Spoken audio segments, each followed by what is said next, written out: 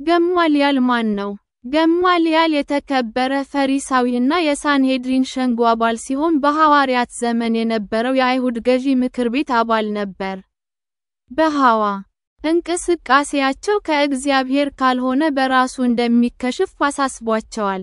ከእግዚአብሔር ከሆነ ግን እነርሱን መቃወም ከራሱ ከእግዚአብሔር ጋር እንደመታገል ነው።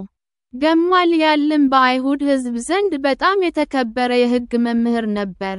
የታዋቂው አይሁዳዊ ምሁር ሂሌል የልጅ ልጅ ነበርና የቤተሰቡን የማስተማርና የጥበብ ትሩፋት ቀጠለ።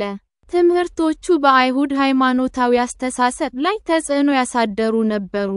ከስሙ የተነሳ ንግግሩ በመሪዎቹ ዘንድ ትልቅ ክብደት ነበረው። የሚገርመው ገማልያል የሳኦል አስተማሪ ነበር። እሱም ከጊዜ በኋላ ሐዋርያው ጳውሎስ ሆነ። ይህ በሐዋርያት ሥራ 22:3 ላይ ተጠቅሷል።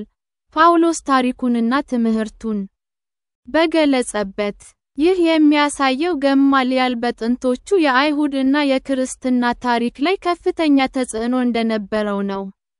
ኢየሱስን በግልጽ ባይከተልም ሐዋርያቱን በመጠበቅ ረገድ ትልቅ ሚና ተጫውቷል።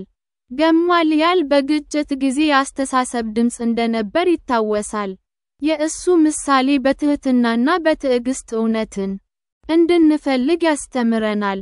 ሙሉ በሙሉ ባይረዳውም እንኳ ለአምላክ ሥራ አክብሮት አሳይቷል። ጥበቡ ዓመፅን ለመከላከልና ለወንጌል እድገት ቦታ ሰጠ።